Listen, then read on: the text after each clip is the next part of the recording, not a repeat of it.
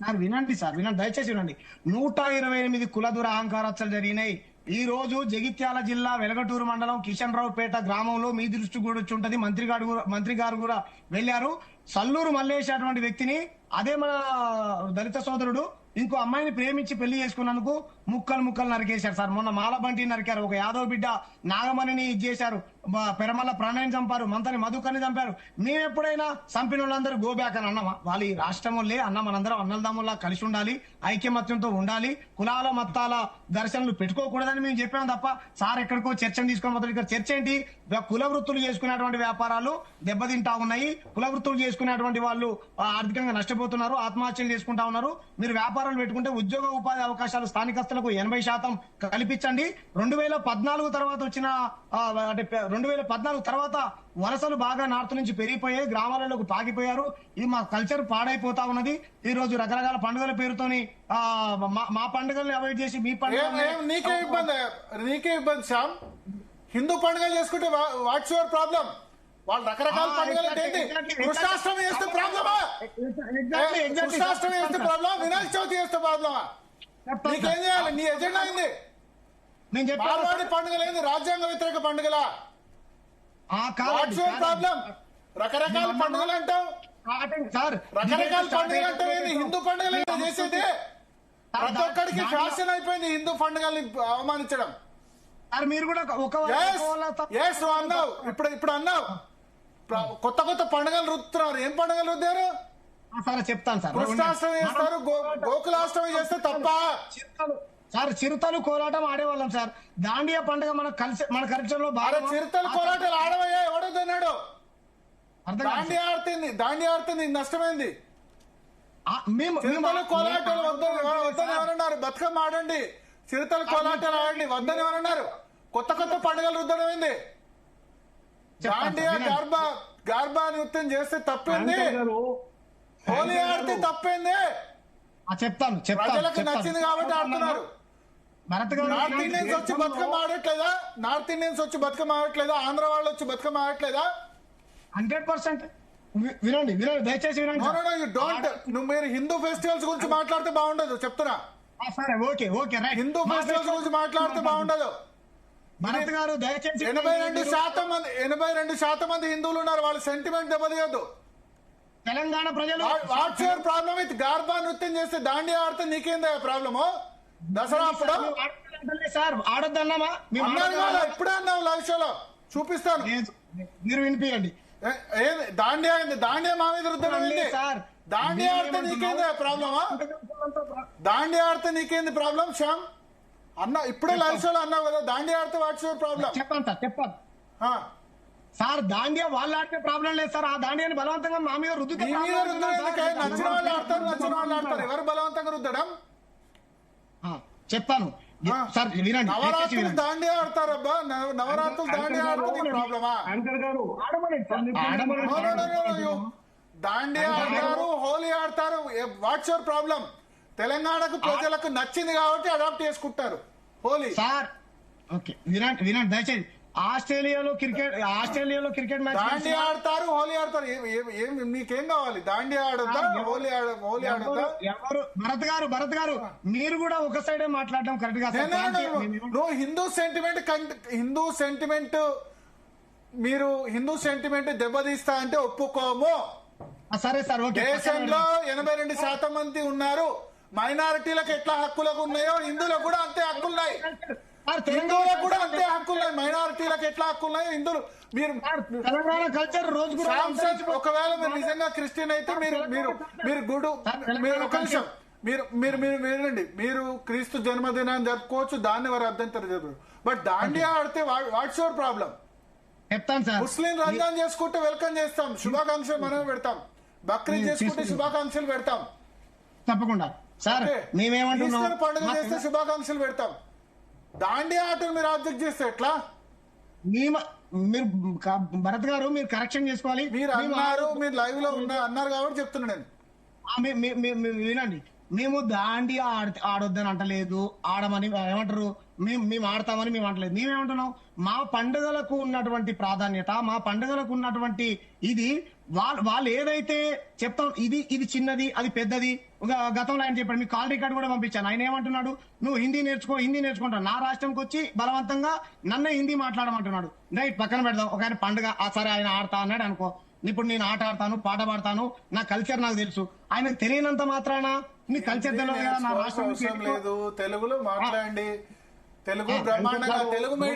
Telugu medium పెడతా అంటే ఈ కంచెయాలైనా కదా తెలుగు మీడియం ఎందుకని మాట్లాడింది. మేము ఇంగ్లీష్ మీడియం నేర్చుకుంది, మాతృభాష మీద అంత ప్రేమ ఉంటే సరే మీరు ఆయన అడగాలి. ఈ సమస్య ఎక్కడికో పోతుంది. అంటే నేను చెప్తున్నా, మీకు అందరికీ నాయకుడు ఆయన అని చెప్తున్నారు. ఆయన సామాజిక స్మగ్లర్లు కొమటోళ్ళు అని మాట్లాడినప్పుడు పాపం వైశ్యుల మీద కొమటోళ్ళ మీద ఒక్కరు కూడా జాలి చూపించి మాట్లాడలేదు. ఒక్కళ్ళు కూడా సామాజిక స్మగ్లర్లు కొమటోళ్ళు అంటే సంతోషపడ్డారు చాలా మంది. సామాజిక స్మగ్లర్లు కొమటోళ్ళు అంటే ఒక్కళ్ళు కూడా మాట్లాడలేదు. ఎవరు మాట్లాడేది నాకు గుర్తులేదు సపోర్ట్ గా. ఓకే, నేనేమంటున్నా, సరే ఓకే, ఇప్పుడు అది వేరే చర్చ. మీరు ఆయన అడుక్కోవాలి, ఎవరు ఆరోపించారో ఎవరు రాశారో ఆ సార్ని అడుక్కోవాలి. మీరు ఆ సార్ అంటే ఆ సార్తో మీరు మాట్లాడుకుంటారు. ఏమంటున్నాం, ఇప్పుడు కోమటోళ్ళని కూడా రోడ్లు ఎక్కారు కదా. ఈ రోజు సోమాజిగూడ ప్రెస్ క్లబ్ లో వైశ్య సంఘానికి సంబంధించినటువంటి నాయకుడు వచ్చి వాళ్ళ రోదనను వాళ్ళ బాధలను బహిరంగంగా మీడియా ముఖంగా ఆయన చెప్పుకున్నాడు. రైట్, ఆయనకి ఏం సమాధానం చెప్దాం. ఇటువంటి విశ్వకర్మలు కూడా అనేక సంఘాలు వచ్చాయి, వాళ్ళ బాధలు వాళ్ళు చెప్పుకున్నారు. ఆయన ఎవరికి ఆర్యవైశ్య మహాసభ ఉంది. వాళ్ళు ఇప్పుడు ఎవరో కులం నుంచి ఎవరో ఒకళ్ళు వచ్చి ఉండొచ్చు. ఆర్యవైశ్య నుంచి ఎమ్మెల్సీ ఉన్నారు, దయానంద్ గుప్తనో ఎవరో, ఓకే. లేకపోతే వాళ్ళ విశ్వకర్మ కులం సంబంధించి అంటే దాసో శ్రవణ్ ఉన్నారు. రమ్మంటే ఎవరో ఒకళ్ళు వస్తారు. ఇప్పుడు అలాంటి కులం నుంచి ఎవరో ఒకళ్ళు అబ్జెక్షన్ చెప్పేవాళ్ళు చెప్తారు. కుల పెద్దలందరూ అబ్జెక్ట్ చేస్తున్నారా? మీరు ఒక్క నిమిషం, మీరు కన్స్ట్రక్టివ్ గా నేను 80% స్థానికులకు అవకాశాలు కల్పించండి అంటే డెఫినెట్ గా వెల్కమ్ చేస్తాం. కానీ ఒక కమ్యూనిటీని మొత్తాన్ని గో బ్యాక్ అంట, హిందూ పండుగలు చేసుకోకూడదు, గార్బా చేసుకోకూడదు, దాండియా ఆడకూడదు అంటే డెఫినెట్ గా మీరు అన్నారు. ఇప్పుడు దాండియా చేసుకోకూడదు, మా దాండియా అడుగుతున్నారు అన్నారు. వాడవయ్యా బతుకమ్మ నార్త్ ఇండియన్స్ వచ్చి ఆడుతున్నారు, ఆంధ్ర వాళ్ళు ఆడుతున్నారు. విశ్వవ్యాప్తం అయిపోయింది బతుకమ్మ. మన పండుగలు విశ్వవ్యాప్తం చేద్దాం, దాండియాను మనం అడాప్ట్ చేసుకుని మన పండుగలు విశ్వవ్యాప్తం చేద్దాం. మీరు అన్నట్టు సమ్మక్క సారక్క ఉంది, సమ్మక్క సారక్క ఛత్తీస్గఢ్ నుంచి కూడా వస్తున్నారు భక్తులు. అవమానించినప్పుడు వీళ్ళు ఎందుకు ఎవరు అవమానించారు? చిన్నజీయర్ స్వామి అనే వ్యక్తి ఏమన్నా పెద్ద దేవతన ఆకాశం నుంచి చిన్నజీయర్ స్వామి మాట్లాడినప్పుడు ఖండించే వాళ్ళు ఖండించారు.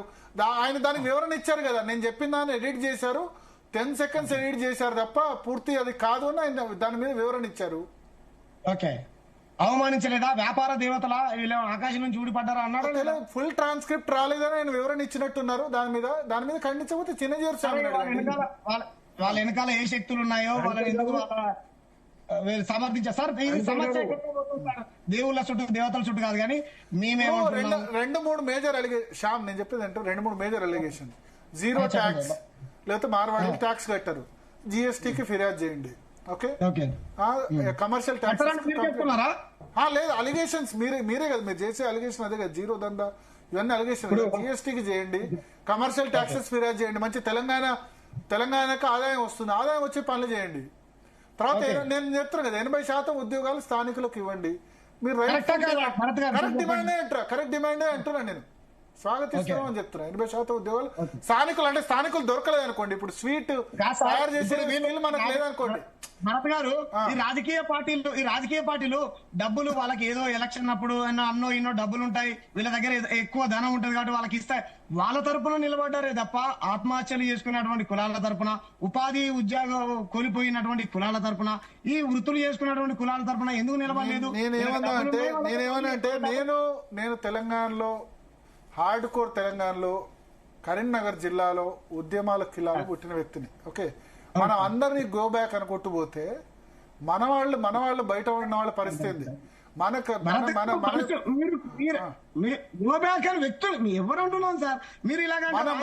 దుబాయ్ లో ఉన్న వాళ్ళ పరిస్థితి, మన ముంబైలో ఉన్న వాళ్ళ పరిస్థితి, మన సూరత్ లో ఉన్న వాళ్ళ పరిస్థితి. వాళ్ళు గో బ్యాక్ అంటే మనం ఎక్కడికి పోతాం? గుజరాతీస్ మీరు గో బ్యాక్ అంటే సూరత్ లో సిచ్యువేషన్ ఏంటి, లేకపోతే భీమండిలో ఉన్న వాళ్ళ సిచ్యువేషన్ ఏంటి, థానేలో ఉన్న వాళ్ళ పరిస్థితి, ముంబైలో ఉన్న వాళ్ళ పరిస్థితి, దుబాయ్ లో ఉన్న వాళ్ళ పరిస్థితి. ఎస్, ఆంధ్రాకు సంబంధించి అంటే నీళ్లు నిధులు నియామకాలు అన్నావు. నీ గవర్నమెంట్ ఉద్యోగాల్లో మార్వాడి వాడు ఏమన్నా పోటీ వస్తున్నాడా? ఇప్పుడు పాయింట్కి వచ్చారు ఎస్ ఎగ్జాక్ట్ భరత్ గారు. మా వృత్తులు మాకు నీళ్ళు రాజస్థాన్ వాడు తీసుకుపోవట్లే, పెట్టుబడులు ఇక్కడైతే నీళ్లు తీసుకుపోవట్లా. వాళ్ళేం రాజస్థాన్ నీళ్ళేం పోతలేవు, నియామకాలు నీ ఉద్యోగాల్లో మార్వాడి వాళ్ళేం పోటీ పెట్టలే. వాళ్ళు మొత్తం గో బ్యాక్ అంటే తెలంగాణ ఎకానమీలో వాళ్ళు వందల సంవత్సరాల క్రితం వచ్చినప్పుడు మనం తెలంగాణలో కలుపుకుందామా, వాళ్ళను మన వాళ్ళు కాదని ఎక్స్క్లూడ్ చేద్దామా?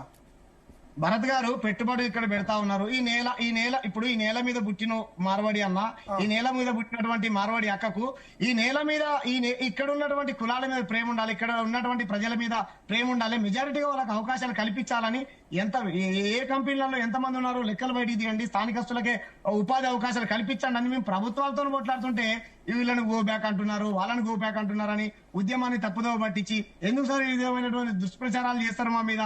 తప్పు కదా. మేము ఎవరిని గో బ్యాక్ అంటారు. ఇప్పుడు భావోద్వేగాల నుంచి కొన్ని నినాదాలు పుట్టుకొని వస్తాయి సార్.